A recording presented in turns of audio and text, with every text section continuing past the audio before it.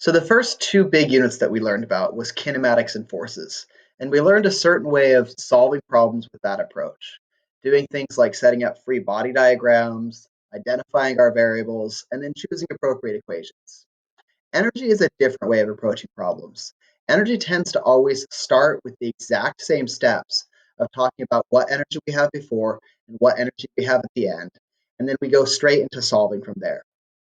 Both approaches have their advantages, and both approaches have sometimes when they have to be used and sometimes where you guys can choose which one.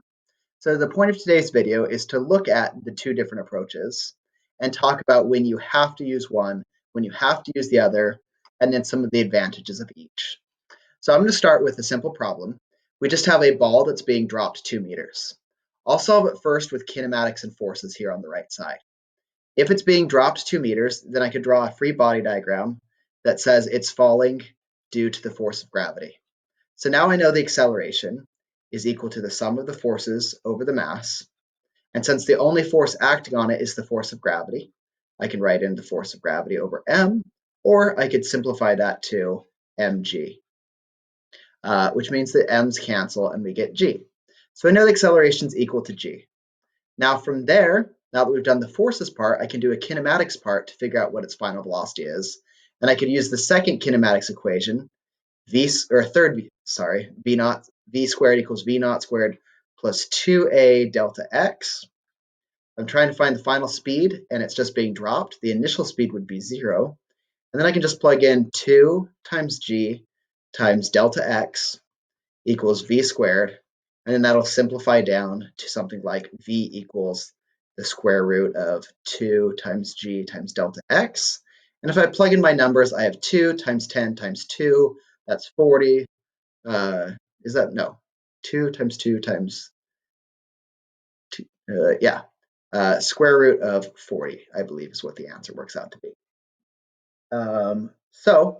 That's one approach. We could go that direction. The other way that we could go is we could do this with energy. And I could talk about the energy that it has at the top as one type of energy at the top. It has a different type of energy at the bottom. And the two types of energy, it's going from a gravitational potential into a kinetic energy. So then I can substitute in those formulas, mg delta y equals 1/2 mv squared. My mass cancels, just like it canceled over here. Kind of going to show that the mass of an object usually doesn't count for much. And then if I'm trying to get v by itself, I can multiply both sides by 2. So I get 2g delta y equals v squared. And if I square root that, that becomes v equals the square root of 2g delta y. You may notice that it's now looking like the exact same thing that I did on the right-hand side, square root of 40. So both of these approaches are perfectly valid. I tend to prefer the energy approach because we can always set up our problems as energy of this equals energy of that. And it doesn't require kind of bridging from forces to kinematics like we did right there. We can just always kind of stay within the same unit. But that's not to say that's the only way. Clearly, we got the right answer with both approaches, so they're both valid. Let's look at a slightly more complicated problem, though. This problem is one where we have kind of the same thing, but we have a ball sliding down. I'm going to call this a frictionless slope just so that I don't get totally bogged down in the math. So we have a frictionless slope, and we'll calculate the final velocity for these ones as well. Now, if I'm doing this one with forces, I'm going to have the force of gravity acting on it, and then normal force acting on an angle. But that's not useful to me because I don't have everything in the same coordinate system. So I could redraw that free body diagram as normal there, and then this would be the mg cosine theta component and the mg sine theta component if I broke it into the components that we've been doing. So from there, I can say that my acceleration is my sum of my forces over my mass. The sum of my forces, though, only mg sine theta is responsible for my acceleration, all over m. Look at that, my masses cancel again. My acceleration ends up being g sine theta. Okay, from here, I can kind of go into the very next step. I can go down into kinematics, v squared equals v naught squared plus 2a delta x. But now I'm going to run into another problem where my delta x is a little bit more complicated because I'm not going straight down. I don't know that this is 2 meters. Instead, I'm going to have to use a little bit of trig where I say, okay, I know sine of theta is equal to that 2 meter opposite edge over my hypotenuse.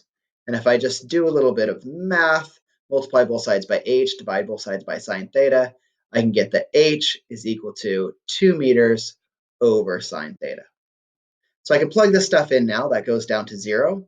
And then I get 2 times g sine theta, that's my acceleration, times my distance traveled, 2 over sine theta.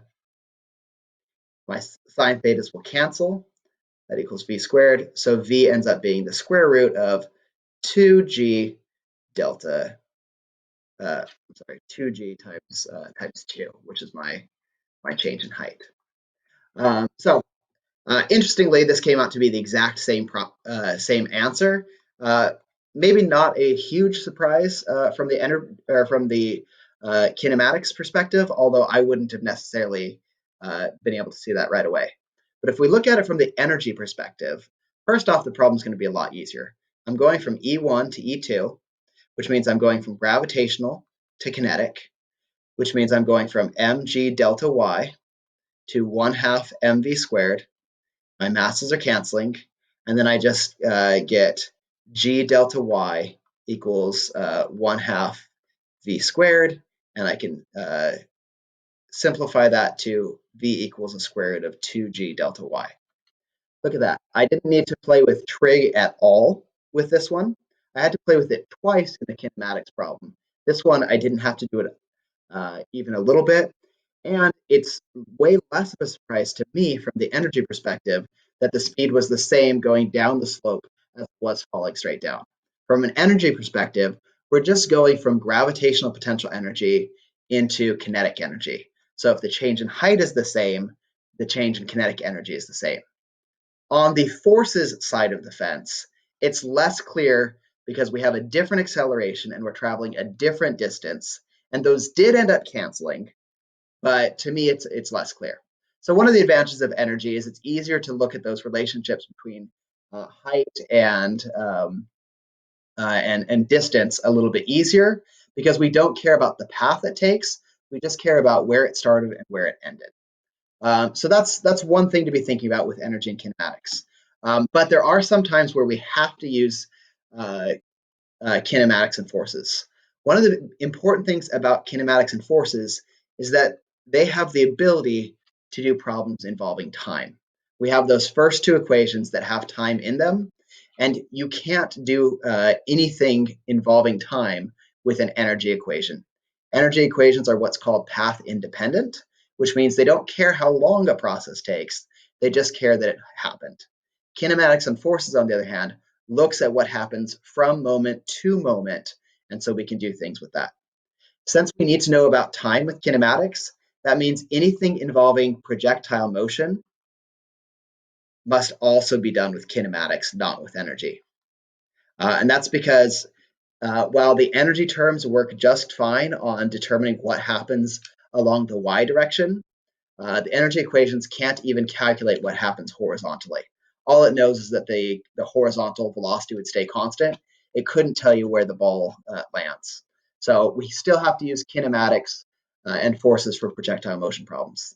The other time that we have to use kinematics and forces is with circular motion.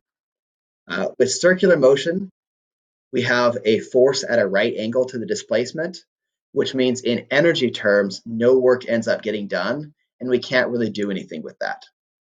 So things involving time, like projectile motion and circular motion, we have to use kinematics. On the other hand, energy does a great job when we have a very complicated path.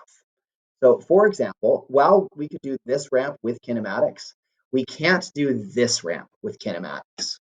If we were going down that ramp, the angle would be changing constantly, which means the balance of which component of force of gravity, the mg sine theta, would be changing constantly, and therefore we'd have a constantly changing acceleration. We can't do acceleration. We can't do kinematics with changing acceleration. So anything that has a weird path, we must do with energy. So if we see curves along a path that something's taking as it's like going down towards the ground, we have to do that with energy. But more specifically, anything involving uh, a pendulum has a force of gravity acting on it, which is constant, but then the direction and magnitude of tension is actually changing all the time.